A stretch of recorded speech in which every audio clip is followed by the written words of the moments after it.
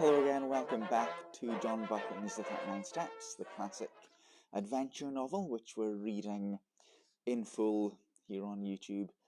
It's out of copyright, so I can do that without any copyright problems. This is Chapter 5, The Adventure of the Spectacled Roadman.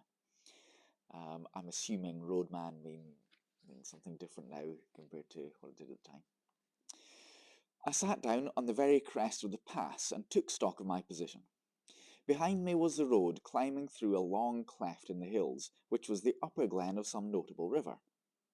In front was a flat space of maybe a mile, all pitted with bog holes and rough with tussocks, and then beyond it the roadway fell steeply down another glen to a plain whose blue dimness melted into the distance. To left and right were round-shouldered green hills as smooth as pancakes, but to the south, that is, the left hand, there was a glimpse of high heathery mountains, which I remembered from the map as the big knot of hill which I had chosen for my sanctuary. I was on the central boss of a huge upland country, and could see everything moving for miles. In the meadows below, the road half a mile back, a cottage smoked, but it was the only sign of human life. Otherwise, there was only the calling of plovers and the tinkling of little streams. It was now about 7 o'clock, and as I waited, I heard once again that ominous beat in the air. Then I realized that my vantage ground might be, in reality, a trap. There was no cover for a tomtit in those bold green places. I sat quite still and hopeless while the beat grew louder. Then I saw an aeroplane coming up from the east. It was flying high, but as I looked it dropped several hundred feet and began to circle round the knot of hill in narrowing circles, just as a hawk wheels before it pounces. Now it was flying very low, and now the observer on board caught sight of me. I could see one of the two occupants examining me through glasses. Suddenly it began to rise in swift whirls, and the next I knew it was speeding eastwards again, till it became a speck in the blue morning.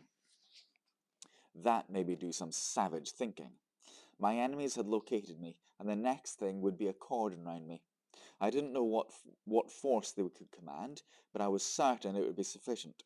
The aeroplane had seen my bicycle and would conclude that I would try to escape by the road, and in that case there might be a chance on the moors to the left or right. I wheeled the machine 100 yards from the highway and plunged it into a moss hole where it sank among the pondweed and water buttercups. Then I climbed to a knoll which gave me a view of the two valleys. Nothing was stirring on the long white ribbon that threaded them. I have said there was not cover in the whole place to hide a rat. As the day advanced it was flooded with soft fresh light till it had the fragrant sunniness of the South African veld. At other times I would have liked the place, but now it seemed to suffocate me. The free moorlands were prison walls, and the keen hill air was the breath of a dungeon. I tossed a coin. Heads right, tails left, and it fell heads, so I turned to the north. In a little I came to the brow of the ridge which was the containing wall of the pass. I saw the high road for maybe 10 miles, and far down it something that was moving, and that I took to be a motor car. Beyond the ridge I looked on a rolling green moor which fell away into wooded glens. Now, my life on the veld has given me the eyes of a kite, so I can see things for which most men need a telescope. Away down the slope, a couple of miles away, several men were advancing like a row of beaters at a shoot. I dropped out of sight behind the skyline. That way was shut to me, and I must try the bigger hills to the south beyond the highway. The car I had noticed was getting nearer, but it was still a long way off, with some very steep gradients before it. I ran hard, crouching low except in the hollows, and as I ran I kept scanning the brow of the hill before me. Was it imagination, or did I see figures? 1, 2, perhaps more, moving a glen beyond the stream. If you are hemmed in on all sides in a patch of land, there is only one chance of escape. You must stay in that patch and let your enemies search it and not find you. That was good sense, but how on earth was I to escape notice in that tablecloth of a place? I would have buried myself to the neck in mud, or lain below water, or climbed the tallest tree, but there was not a stick of wood. The bog holes were little puddles, the stream was a slender trickle. There was nothing but short heather and bare hill bent and the white highway. I'll have a sip. Hang on, I'll have a sip of my water before I continue. It's a natural break. What's he going to do? How is he going to hide? How is he going to get through the cordon? Then, in a tiny bite of road, beside a heap of stones, I found the Roadman. He had just arrived and was wearily flinging down his hammer. He looked at me with a fishy eye and yawned. "Confound the day I ever left the herding," he said, as if to the world at large. "There was my ain measter. Now I have to slave to the government, tethered to the roadside with sae rain and a back like a suckle." He took up the hammer, struck a stone, dropped the implement with an oath, and put both hands to his ears. "Mercy on me! My head's bursting!" he cried. He was a wild figure, about my own size, but much bent, with a week's beard on his chin and a pair of big horn spectacles. "I canna dae it," he cried. "The surveyin' maun just report me. I'm for my bed." I asked him what was the trouble, though indeed that was clear enough. "The trouble is that I'm no sober. Last nicht my dochter Maren was wadded, and they danced till 4 in the byre. Me and some other chiels sat down to the drinking, and here I am. Pity that I ever looked on the wine when it was red." I agreed with him about bed. "It's easy speaking," he moaned, "but I've got a postcard yestreen, saying that the new road surveyor will be round the day. He'll come and he'll no find me, or else he'll find me fou. And either way, I'm a done man. I'm awa back to my bed, and say I'm no weel, but I doubt that'll no help me, for they ken my kind of wheelness." No wheelness. Then I had an inspiration. "Does the new surveyor know you?" I asked. "Know him. He's just been a week at the job. He runs about in a wee motor car, and would spear the inside out of a whelk." "Where's your house?" I asked, and I was directed by a wavering finger to the cottage by the stream. "Well, back to your bed," I said, "and sleep in peace. I'll take on your job for a bit and see the surveyor." He stared at me blankly.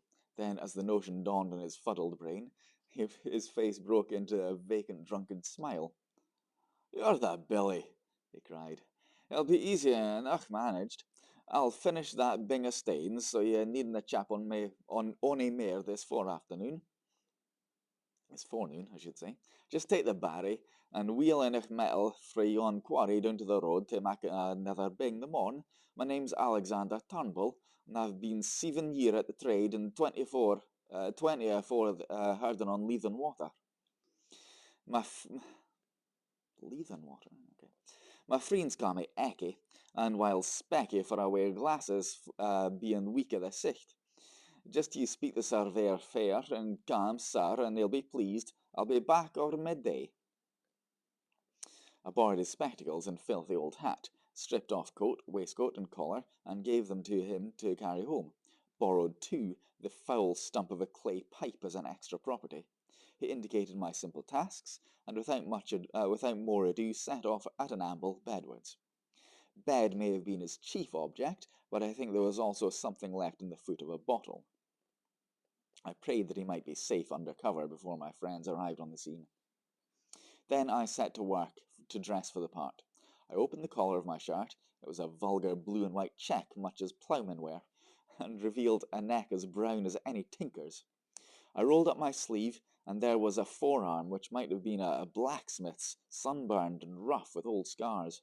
I got my boots and trouser legs all white from the dust of the road, and hitched up my trousers, tying them with string to the knee, below the knee. Then I set to work on my face. With a handful of dust, I made a watermark around my neck, the place where Mr. Turnbull's Sunday ablutions might be expected to stop. I rubbed a good deal of dirt into the sunburn of my cheeks. A roadman's eyes would no doubt be a little inflamed, so I contrived to get some dust in both of mine, and by dint of vigorous rubbing produced a bleary effect. The sandwiches Sir Harry had given me had gone off with my coat, but the roadman's lunch, tied up in a red handkerchief, was at my disposal. I ate with great relish several of the thick slabs of scone and cheese, and drank a little of the cold tea. In the handkerchief was a local paper tied with string and addressed to Mr. Turnbull, obviously meant to solace his midday leisure. I did up the bundle again, and put the paper conspicuously beside it. My boots did not satisfy me, but by dint of kicking with the stones, I reduced them to the granite-like surface which marks a roadman's footgear. Then I bit and scraped my fingernails till the edges are all cracked and uneven. The men I was matched against would miss no detail. I broke one of the bootlaces and retied it in a clumsy knot, and loosed the other so that my thick grey socks bulged over the uppers. Still no sign of anything on the road. The motor I had observed half an hour ago must have gone home. My toilette complete, I took up the barrow and began my journeys to and from the quarry 100 yards off. I remember an old scout in Rhodesia, who had done many queer things in his day, once telling me that the secret of playing a part was to think yourself into it. You can never keep it up, he said, unless you could manage to convince yourself that you were it. So I shut off all other thoughts and switched them onto the road mending. I thought of the little white cottage as my home. I recalled the years I had spent herding on Leven water, and made my mind dwell lovingly on sleep in a box bed and a bottle of cheap whisky. Still nothing appeared on that long white road. Now and then a sheep wandered off the heather to stare at me. A heron flopped down to a pool in the stream and started to fish, taking no more notice of me than if I had been a milestone. On I went, trundling my loads of stone with the heavy step of the professional. Soon I grew warm, and the dust on my face changed into solid and abiding grit. I was already counting the hours till evening should put a limit to Mr. Turnbull's monotonous toil. Suddenly a crisp voice spoke from the road, and I looked up and I saw a little Ford two-seater and a round-faced young man in a bowler hat. "Are you Alexander Turnbull?" he asked. "I am the new County Road Surveyor. You live at Blackhope Foot, and have a charge of the section from Laidlaw Byres to the Riggs. Good. A fair bit of road, Turnbull, and not badly engineered. A little soft about a mile off, and the edges want cleaning. See you look after that. Good morning. You'll let me know the next time you see me?" Clearly my get-up was good enough for the dreaded surveyor. I went on with my work, and as the morning grew towards noon, I was cheered by a little traffic. A baker's van breasted the hill, and sold me a bag of ginger biscuits, which I stowed in my trouser pockets against emergencies. Then a herd passed with sheep, and disturbed me somewhat by asking loudly, "What has become of Specky?" "In bed with a colic," I replied, and the herd passed on. Just about midday, a big car stole down the hill, glided past, and drew up 100 yards beyond. Its 3 occupants descended as if to stretch their legs, and sauntered towards me. 2 of the men I had seen before from the window of the Galloway Inn, one lean, sharp, and dark, the other comfortable and smiling. The third had the look of a countryman, a vet perhaps, or a small farmer. He was dressed in ill-cut knickerbockers, and the eye in his head was as bright and wary as a hen's. "Morning," said the last. "That's a fine easy job of yours." I had not looked up on their approach, and now, when accosted, I slowly and painfully straightened my back, after the manner of the roadman, spat vigorously, after the manner of the low Scot, and regarded them steadily before replying. I confronted 3 pairs of eyes that missed nothing. "There's war jobs and there's better," I said sententiously. "I would rather hae yours sitting a day on your hinderlands on the cushions. It's you and your muckle cowers that wreck my roads. Now, if ye had your rights, ye sud be made to mend what ye break." The bright-eyed man was looking at the newspaper lying beside Turnbull's bundle. "I see you got your papers in good time," he said. I glanced at it casually. "Aye, in good time, seeing that's the paper came out last Saturday. I'm just 6 days late." He picked it up, glanced at the superscription, and laid it down again. One of the others had been looking at my boots, and a word in German called the speaker's attention to them. "You've a fine taste in boots," he said. "These were never made by a country shoemaker." "They were not," I said readily. "They were made in London. I got them frae a gentleman that was here last year for the shooting. What was his name now?" And I scratched a forgetful head. Again the sleek one spoke in German. "Let us get on," he said. "This fellow's all right." They asked one last question. "Did you see anyone pass early this morning? He might be on a bicycle, or he might be on foot." I very nearly fell into the trap, and told the story of a bicyclist hurrying past in the grey dawn, but I had sense to see my danger. I pretended to consider very deeply. "I wasn't up very early," I said. "You see, my doctor was married last night, and we kept it up late. I opened the house door about 7 and there was nobody on the road. Since I come up here, there's just been the baker and the Ruchel herd, besides you gentlemen. One of them gave me a cigar, which I smelt gingerly and stuck in Turnbull's bundle. They got into the car and were out of sight in 3 minutes. My heart leapt with enormous relief, but I went on wheeling my stones. It was as well, for 10 minutes later the car returned, one of the occupants waving a hand to me. Those gentry left nothing to chance. I finished Turnbull's bread and cheese, and pretty soon I had finished the stones. The next step was what puzzled me. I could not keep up this road-making business for long. A merciful providence had kept Mr. Turnbull indoors, but if he appeared on the scene there would be trouble. I had a notion that the cordon was still tight round the glen, and that if I walked in any direction I should meet with questioners. But get out I must. No man's nerve could stand more than a day of being spied on. I stayed at my post till about 5 o'clock. By that time I had resolved to go down to Turnbull's cottage at nightfall and take my chance of getting over the hills in the darkness. But suddenly a new car came up the road and slowed down a yard or two from me. A fresh wind had risen and the occupant wanted to light a cigarette. It was a touring car, and the tonneau cover full of an assortment of baggage. One man sat in it, and by an amazing chance I knew him. He was Marmaduke Jopley, and he was an offence to creation. He was a sort of blood stockbroker who did his business by toadying eldest sons and rich young peers and foolish old ladies. Marmy was a familiar figure, I understood, at balls and polo weeks and country houses. He was an adroit scandalmonger, and would crawl a mile on his belly to anything that had a title or a million. I had a business introduction to his firm when I came to London, and he was good enough to ask me to dinner at his club.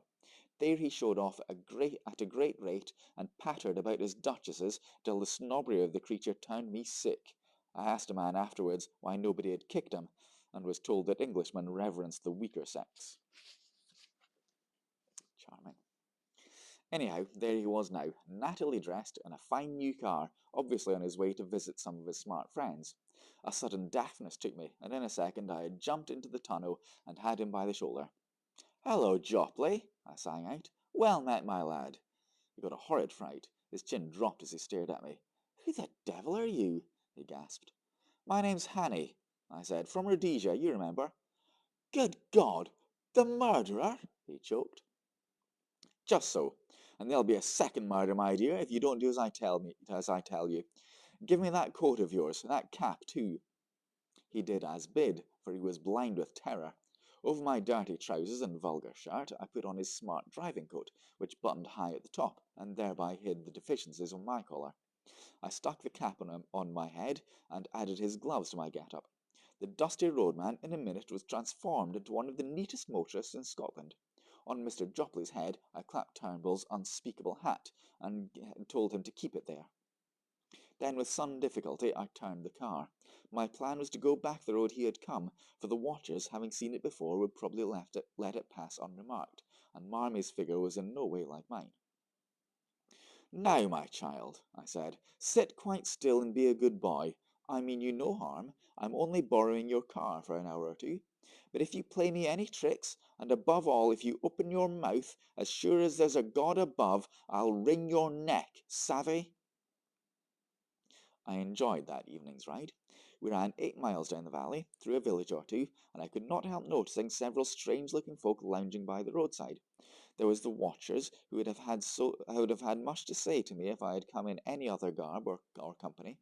As it was, they looked incuriously on. One touched his cap in salute. I responded graciously. As the dark fell, I turned up a side glen, which, as I remember from the map, led to an unfrequented corner of the hills. Soon the villages were left behind, then the farms, and then even the wayside cottages. Presently we came to a lonely moor, where the night was blackening the sunset gleam of the bog pools. Here we stopped, and I obligingly reversed the car, and restored to Mr. Jopley his belongings. "1,000 thanks," I said. "There's more use in you than I thought. Now be off and find the police." I sat on the hillside, watching the tail-light dwindle. I reflected on the various kinds of crime I had now sampled. Contrary to general belief, I was not a murderer, but I had become an unholy liar, a shameless impostor, and a highwayman with a marked taste in expensive motor cars. End of chapter. end of chapter 5. So we're about halfway through now, maybe a little bit more. There we are. There's where we are. There's the lens. Yeah, about halfway. Another 5 chapters. Yeah, interesting. Let me know what you think. Make sure you've subscribed to me. Give me a thumbs up as well if you would. That'd be lovely.